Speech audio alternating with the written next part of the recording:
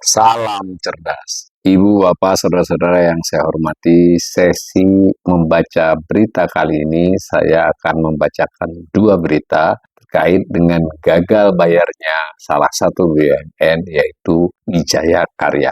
Berita pertama saya bacakan dari Kontan, itu judulnya "Tak Mampu Bayar Obligasi Tepat Waktu, Begini Penjelasan Wijaya Karya", dalam kurung Wika ya. Ditulis hari Selasa, tanggal 18 Februari 2025, jam 12.20 siang. PT Wijaya Karya Persero Tbk (WK) memberikan penjelasan terkait gagalnya perseroan untuk membayar surat utang yang jatuh tempo tanggal 18 Februari 2025. Ada dua surat utang jatuh tempo yang gagal dibayarkan pokoknya oleh WIKA, yaitu obligasi berkelanjutan 2 Wijaya Karya tahap 2 tahun 2025 seri A, ada nomor serinya, dan sukuk mudharabah berkelanjutan 2 Wijaya Karya tahap 2 tahun 2022 seri A, juga ada nomor serinya. Jadi Wijaya Karya ini BUMN ya, TBK dia terbuka, berarti dia masuk dalam bursa efek ya. Pokok obligasi berkelanjutan 2 WIKA tahap 2 itu sebesar 1,75 triliun rupiah. Obligasi seri A berjangka waktu 3 tahun terhitung sejak tanggal 18 Februari, jadi 18 Februari 2022 ya dikeluarkannya, jatuh temponya 2025, itu dalam jumlah 593,95 miliar. Ini satu yang gagal bayar ya. Sementara itu, pokok sukuk mudharabah berkelanjutan 2 WIKA tahap 2 itu sebesar 750 miliar. Sukuk seri A yang berjangka waktu 3 tahun terhitung sama tanggal 18 Februari 2022 itu jumlahnya 412,90 miliar. Berarti kedua-duanya sekitar 1 triliun ya. Kegagalan WIKA membayar pelunasan pokok surat utang tersebut membuat Bursa Efek Indonesia melakukan penghentian perdagangan sementara alias suspensi saham WIKA per hari ini. Berita yang diturunkan tanggal 18 Februari hari Selasa ya. Sekretaris perusahaan WIKA, Mahendra Wijaya, mengatakan kondisi perseroan saat ini tengah menghadapi keterbatasan likuiditas. Hal ini dilatar belakangi oleh kondisi usaha industri konstruksi yang menantang. Disebut beliau menantang ya ini ya. Dalam suratnya, akibat adanya pemangkasan anggaran infrastruktur oleh pemerintah di tahun 2025 yang turun signifikan dibandingkan dengan tahun 2024. Ini menarik ya berita ini. Sudah menelan korban di pemangkasan anggaran infrastruktur kalau ini benar ya pernyataan Mahendra ini. Di sisi lain, dinamika kebijakan dan kondisi proyek turut menyebabkan penyerapan PMN, PMN itu penyertaan modal negara ya, yang diterima di tahun 2024 belum dapat diserap sepenuhnya. Jadi WK dapat penyertaan modal negara di tahun 2024 tapi belum bisa diserap semua.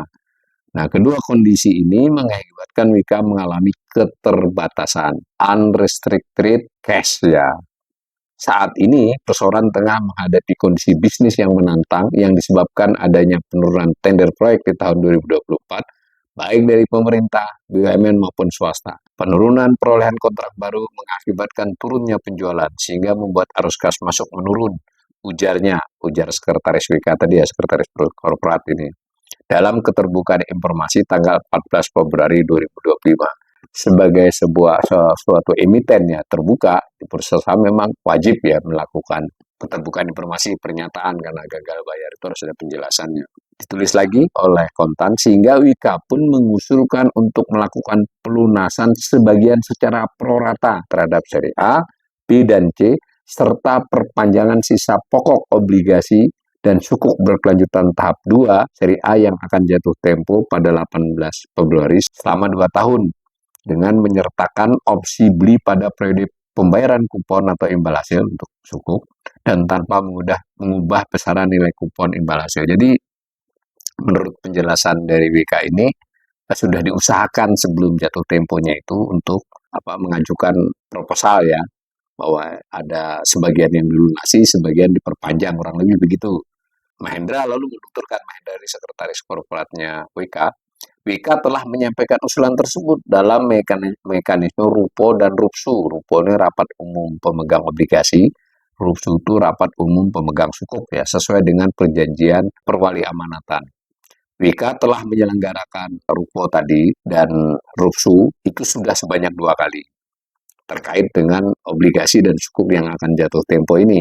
Jadi sudah dilakukan pertama 16 dan 17, rupo tanggal 16, rupsu tanggal 17, lalu rupo dan rupsu bersamaan pada tanggal 4 Februari 2025. Jadi sudah ada upaya sebenarnya untuk berunding dengan pemegang obligasi dan pemegang sukuk. Hasil dari kedua rupo dan rupsu tidak mencapai suatu kesepakatan apapun. Namun berdasarkan perjanjian perwali amanatan, rupo dan rupsu dapat diadakan kembali. Jadi masih ada kesempatan lagi nih, paling cepat 28 hari dari tanggal pelaksanaan terakhir. Berarti kan 4 tambah 28 hari setelah itu. Berarti masih di tanggal sekitar 2 Maret ya.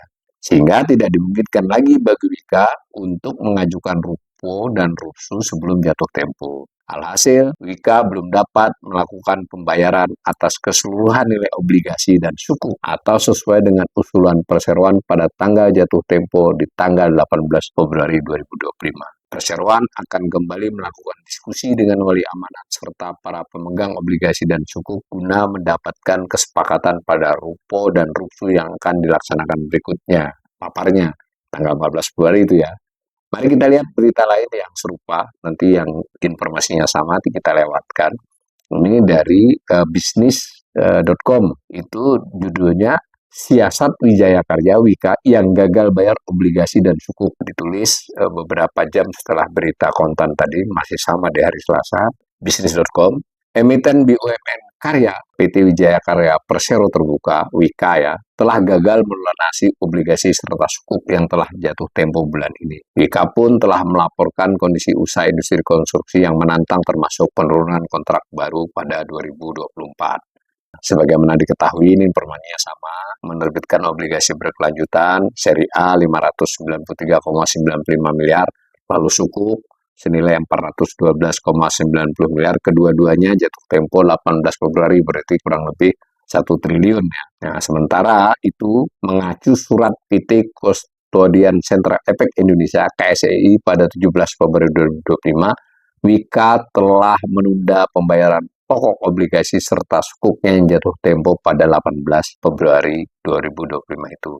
Atas kondisi tersebut, Bursa Efek Indonesia memberikan suspensi atau penghentian sementara saham Wika. Dalam pengumumannya, BEI menilai gagalnya pelunasan obligasi dan sukuk mengindikasikan adanya permasalahan pada kelangsungan usaha Wika. Dengan mempertimbangkan hal tersebut, Bursa memutuskan untuk melakukan penghentian sementara, ya, gitu ya. Berita berikutnya masih sama dengan yang tadi, begitu juga tentang ada manajemen WK yang membuat surat dengan karena begitu harus keterbukaan informasi, sama beritanya sama soal kontrak baru yang menurun, penjualan yang menurun. Nah, tetapi ada informasi tambahan di bisnis ini. Sebelumnya, WK melaporkan telah membukukan kontrak baru sebesar 20,7 triliun rupiah pada 2024. Jumlah itu turun dari realisasi tahun sebelumnya yang meraih 29,1 triliun. Jadi kontraknya jauh ya ini ya, 20,7, sebelumnya 29,1, turunnya 30%-an ya tahun 2020 dibanding 2023. Jadi kesulitan ini memang sudah sangat serius ini. Nah, Mahendra mengatakan perolehan kontrak baru pada tahun lalu mayoritas berasal dari sektor infrastruktur dan gedung dengan kontribusi mencapai 42% dari total nilai kontrak baru. Selanjutnya, sektor industri memiliki porsi sebesar 32% dari total nilai kontrak baru, sektor engineering, procurement, construction, and commissioning, dan seterusnya ya. Properti juga menyumbang 6%. Jadi ini lebih lengkap mengutip suratnya Mahendra, suratnya WK. Dan di bisnis kita juga disajikan data perkembangan harga saham ya, perkembangan saham dari pertengahan 2024 ya sampai Februari 2025. Memang harganya juga cenderung turun di beberapa bulan terakhir. Nah, lebih lanjut ditulis, upaya menghadapi pembayaran obligasi serta sukuk yang jatuh tempo itu, Wika telah melakukan rapat umum. Tadi sudah kita bacakan juga di pertama tadi, ada rupo, ada rupsu, tapi gagal kan.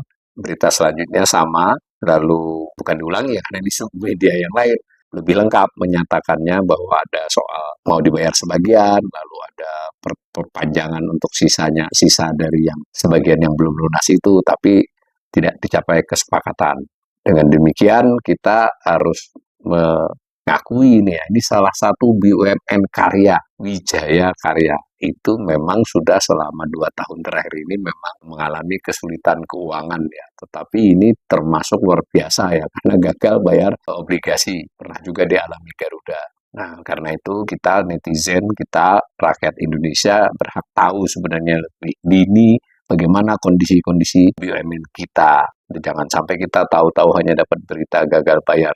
Begitu juga karena ada upaya konsolidasi ya, apapun bentuknya, merger, restrukturisasi, dan berbagai upaya untuk meningkatkan BUMN.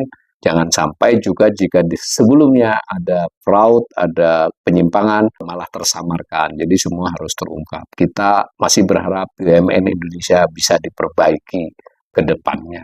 Mudah-mudahan.